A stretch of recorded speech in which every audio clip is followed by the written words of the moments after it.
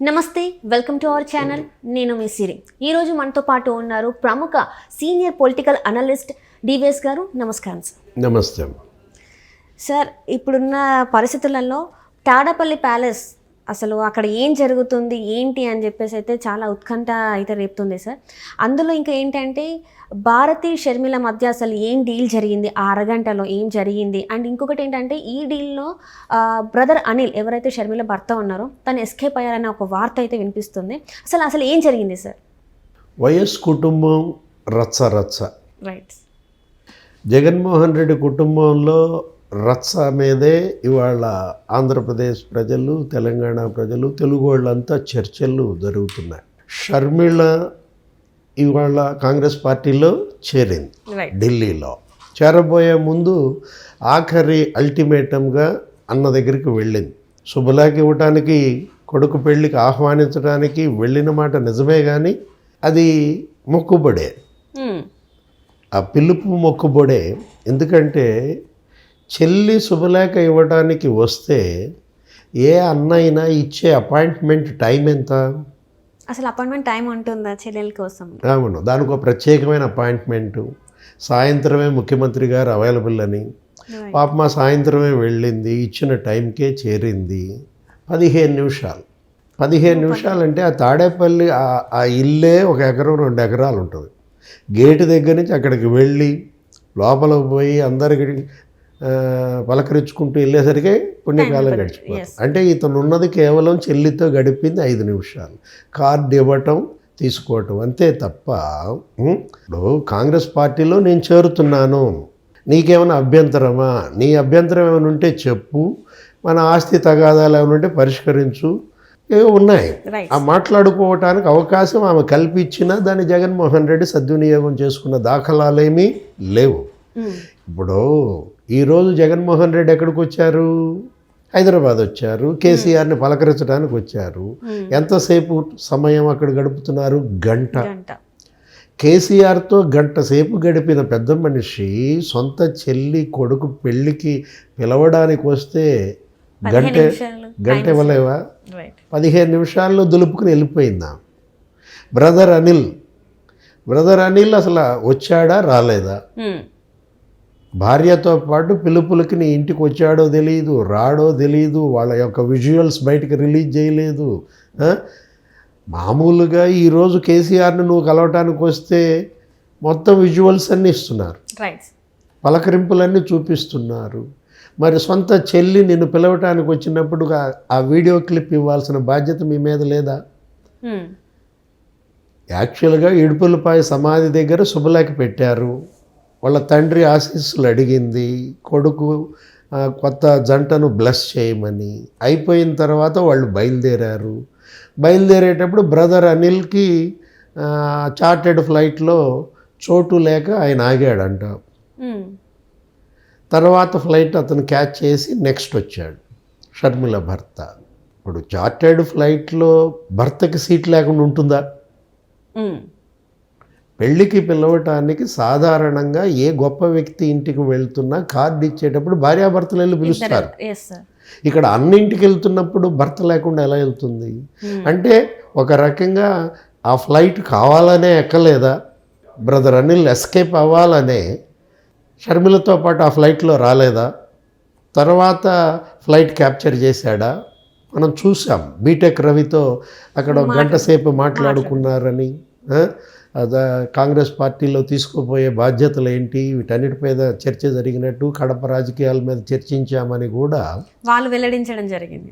Brother Anil ఆ ఎయిర్పోర్ట్లో BTech రవితో జగన్ పూర్తిగా వ్యతిరేకించేటటువంటి శత్రువుగా మారినటువంటి ఆదినారాయణ రెడ్డి తమ్ముడితో అంతసేపు చర్చలు జరిపారు. ఎవరు? బ్రదర్ అనిల్. దాన్ని సాక్షి పేపరు ఫోటో తీసి చక్కగా పబ్లిష్ చేసింది. తెలుగుదేశం నేత బీటెక్ రవితో బ్రదర్ అనిల్ చర్చలు అని. అంటే ఏంటి? మీ బావమరిది టీడీపీ లీడర్తో చర్చించారు అని నీ పేపర్లోనే వేసావంటే అర్థం ఏంటి? ఈ మెసేజ్ ప్రజలకు నువ్వు తెలియజేస్తున్నట్టే కదా. సాక్షికి ఎండి ఎవరు? భారతిరెడ్డి గారే కదా. అంటే తన మరదలు షర్మిల భర్త తెలుగుదేశం వాళ్ళతో చేరి డిస్కషన్స్ చేసుకుంటున్నాడు అనేది ప్రజల్లోకి పంపటమే సాక్షి ఉద్దేశమా? చైర్మన్ గారు చెప్పాలా, భారతిరెడ్డి గారు చెప్పాలా? ఈ చిచ్చుకి ప్రధాన కారణం భారతిరెడ్డి అంటారు. వైఎస్ కుటుంబంలో ఇవాళ జగన్మోహన్ రెడ్డి తండ్రి బంధువులకు భార్య బంధువులకు మధ్య ఇవాళ అతను యుద్ధం చేస్తున్నాడు. తండ్రి బంధువులంతా జగన్కు దూరం జరుగుతున్నారు. ఓకే. ఇప్పుడు వైఎస్ వివేకానంద రెడ్డి కుటుంబం సొంత బాబాయ్ జగన్మోహన్ రెడ్డికి దూరం జరిగాడు. సునీత పోరాడుతోంది. సునీత మీద కేసులు ఎవరు పెట్టిస్తున్నారు? అన్న జగన్మోహన్ రెడ్డే పెట్టిస్తుంది. జగన్మోహన్ రెడ్డి ప్రభుత్వమే సునీత మీద, సునీత భర్త మీద కేసులు పెట్టించింది మనం చూసాం. ఆ కృష్ణారెడ్డి, పిఏ కృష్ణారెడ్డి ద్వారా దాని నుంచి బయటపడటం కోసం బాబాయ్ కూతురు సునీత మళ్ళా కోర్టుల్లో పోరాటం చేయాల్సి వస్తుంది. తండ్రి హత్య కేసుల్లో నిందితులను పట్టుకోమని చేసే పోరాటం పక్కన పెట్టి ప్రస్తుతానికి తనను అరెస్ట్ కాకుండా చూసుకోవటం కోసం సునీత మళ్ళా కోర్టు మెట్లు ఎక్కి దిగి పోరాటం చేసే పరిస్థితి. ఇప్పుడు ఇవాళ నీ రక్తం పంచుకు పుట్టింది ఎవరు? షర్మిల పరిస్థితి వాళ్ళు చూసాం. పూర్తి నిరాదరణకు గురయ్యే కదా ఆమె నీ పార్టీని వదిలేసి సొంత పార్టీ పెట్టుకుంది తెలంగాణలో. దాన్ని నడపటానికి నీ సహకారం లేకే కదా ఆ పార్టీని కూడా 2 నెలల్లో మూసేసి కాంగ్రెస్లో విలీనం చేస్తోంది. అన్న ఆదరణ ఉంటే షర్మిల ఇలా పరాయి గడపలు తొక్కాల్సిన పరిస్థితి వస్తుందా? అన్న ఆదరణ ఉంటే షర్మిల తెలంగాణలో అడుగు పెట్టాల్సిన పరిస్థితి ఏంటి? తెలంగాణలో పార్టీ పెట్టాల్సిన పరిస్థితి ఏంటి? నిన్ను ముఖ్యమంత్రి చేయటం కోసం 3000 కిలోమీటర్లు నడిచింది. ఆమెకు దక్కిన ప్రతిఫలం ఏంటి? ఏమీ లేదు. పక్క రాష్ట్రానికి రావాల్సి వచ్చింది. 10 ఏళ్ళు నీతో పాటు వైఎస్ఆర్ కాంగ్రెస్ పార్టీలో పనిచేసింది కదా. వైఎస్ఆర్ కాంగ్రెస్ పార్టీ జెండా ఎత్తింది కదా. నువ్వు జైల్లో ఉన్నప్పుడు మరి ఆమె 15 ఎమ్మెల్యే సీట్లు స్వీప్ చేయించింది కదా. అలాంటి షర్మిలకు నువ్వు ఏదన్నా ఒక స్థానం కల్పించావా? పార్టీలో స్థానం కల్పించావా? లేదు పాలనా అధికారంలో స్థానం కల్పించావా? సొంత తల్లినే గౌరవ అధ్యక్షురాలుగా తీసేశాడు జగన్మోహన్ రెడ్డి. నువ్వు తీసేసిన తల్లిని తన పార్టీ గౌరవ అధ్యక్షురాలుగా చేసుకుంది షర్మిల. వైఎస్ఆర్ తెలంగాణ పార్టీకి గౌరవ అధ్యక్షురాలుగా చేసుకుందనమాట. అమ్మ నీకు అవసరం లేకపోతే నాకు అవసరం అని చెప్పేసి తన దగ్గరే ఉంచుకుంటోంది. విజయమ్మ ఇప్పుడు జగన్మోహన్ రెడ్డి ఇంట్లో ఉండట్లేదు.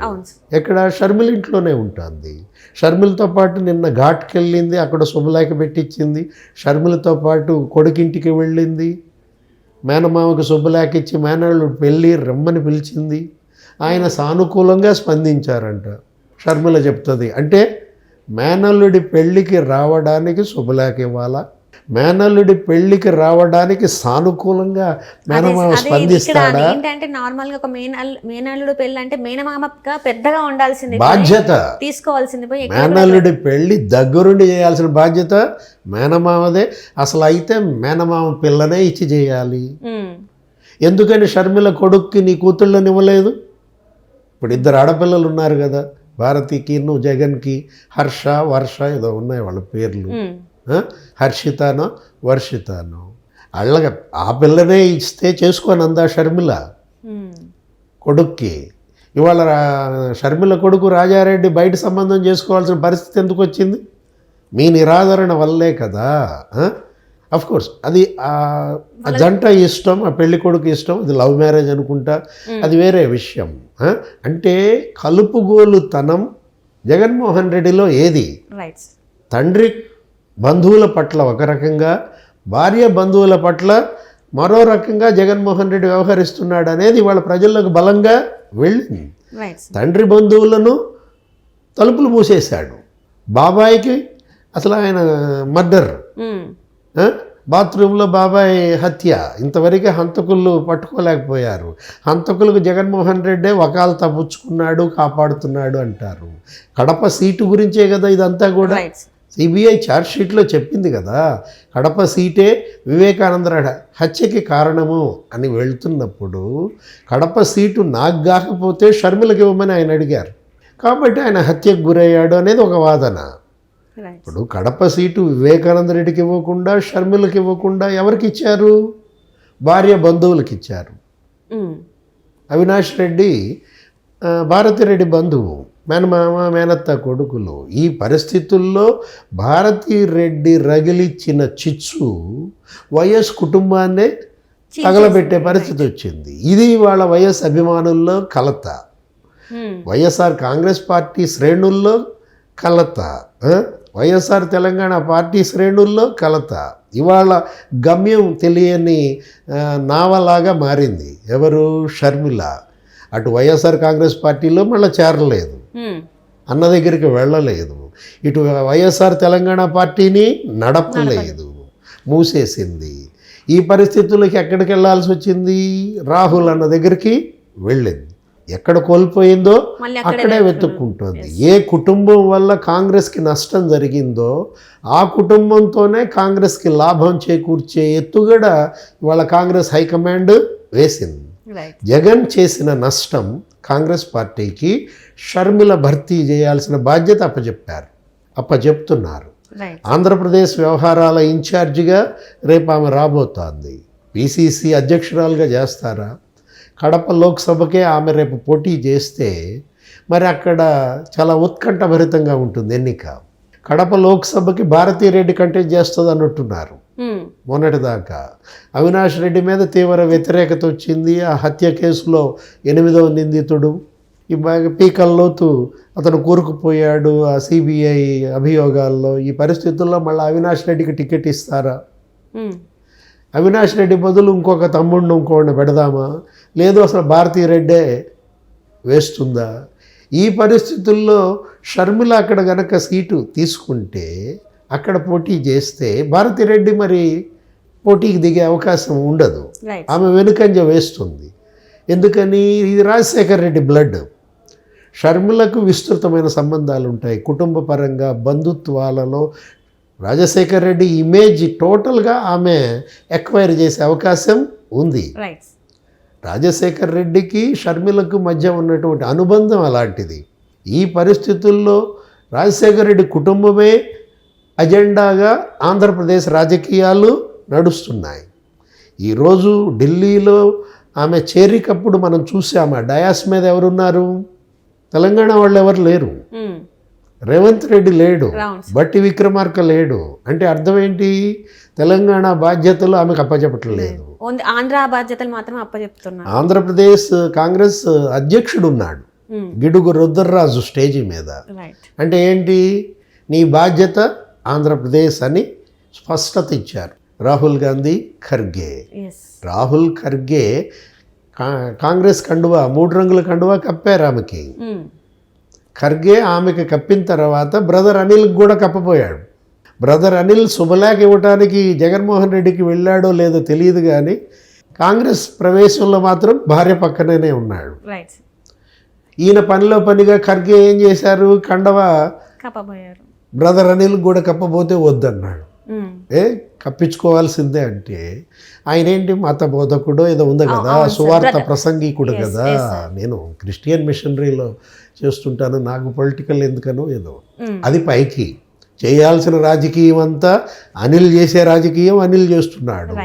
అక్కడ భారతి చేసే రాజకీయం భారతి చేస్తోంది. పవర్ గేమ్ నడుస్తోంది. వైఎస్ కుటుంబంలో ఇవాళ నడుస్తోంది పవర్ గేమ్, పవర్ పాలిటిక్స్. అధికారం ఆటతో నడుస్తున్నటువంటి వైఎస్ కుటుంబంలో రేగిన చిచ్చు చంద్రబాబు పెట్టింది కాదు, పవన్ కళ్యాణ్ పెట్టింది కాదు. సొంత నీ ఇంట్లో వాళ్ళే, నీ కుటుంబంలో నువ్వు పెట్టుకున్న చిచ్చు, నీ వాళ్ళు పెట్టుకున్నటువంటి చిచ్చు. వాళ్ళెవరో పక్క వాళ్ళు వచ్చి నీ కుటుంబంలో చిచ్చు పెట్టారని నువ్వు చెప్పినంత మాత్రాన ప్రజలు ఎలా నమ్ముతారు? ఇప్పుడు నా కుటుంబంలో నువ్వు చిచ్చు పెడతావా? నువ్వు పెట్టగలవా? నేను సమర్థుడినైతే నా కుటుంబంలో చిచ్చు పెట్టే అవకాశం నీకెందుకు ఇస్తాను? నేను అసమర్థుడినైతే నువ్వు పెడతావు నా కుటుంబంలో చిచ్చు వచ్చి. అంటే తన కుటుంబం యొక్క డొల్లతనాన్ని జగన్మోహన్ రెడ్డి నిన్న కాకినాడ సభలో చెప్తున్నాడు. కుటుంబంలో చిచ్చులు పెడతారు, చిచ్చులు పెట్టే కుట్రలు చేస్తారు, పొత్తులు పెట్టుకుంటారు, కుట్రల కోసమే పొత్తులు పెట్టుకుంటారు. అంటే ఆయన ఏది చెప్పినా జనం నమ్ముతారు అనే ధీమాలో ఉన్న జగన్ అది కాస్త అహం తలకెక్కింది. అహంకారాన్ని ప్రజలు సహించరు, రైట్ సార్. దేన్నైనా సహిస్తారు. ఇక్కడ చూసాం కదా సార్, తెలంగాణలో చూసాం కదా సార్, ఏది పడితే అది మాట్లాడి అహంకారంతో మాట్లాడితే ప్రజలు మార్పు కావాలనుకున్నారు, మార్పు సాధించారు. సో ఇదే సీన్ అక్కడ రిపీట్ అవుతుందని చెప్పేసి ఆంధ్ర ప్రజలు కూడా అనుకుంటున్నారు. తెస్తాం, మాకు ఇక్కడ కూడా మార్పు కావాలి కంపల్సరీ అని వాళ్ళు కూడా కోరుకుంటున్నారు. సాధ్యం అవుతుందని అనిపిస్తుంది సార్ ఇవన్నీ అంతే కదా. ఇప్పుడు కర్ణాటకలో మార్పు ఎటు కాంటేజియస్గా కొట్టింది, తెలంగాణ కొట్టింది. ఎస్, కర్ణాటకలో బీజేపీ ఓటమి, కాంగ్రెస్ గెలుపు. ఎస్, తెలంగాణలో బీఆర్ఎస్ ఓటమి, కాంగ్రెస్ గెలుపు. అంటే అధికార పార్టీల ఓటమి అంటూ వ్యాధిలాగా ఒక రాష్ట్రం నుంచి ఒక రాష్ట్రానికి ఎలా వస్తుందో ఇప్పుడు తెలంగాణ నుంచి ఆంధ్రప్రదేశ్ కొడుతుంది. ఎందుకంటే నిన్నటి దాకా ఆ రెండు కలిసిమెలిసి ఉన్న రాష్ట్రాలే, సయామి ట్విన్సే కదా. తెలంగాణ జరిగిన మార్పే ఆంధ్రప్రదేశ్లో కూడా తథ్యం.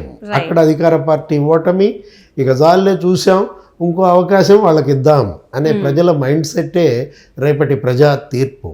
Right sir. Right, thank you so much sir. నమస్తే.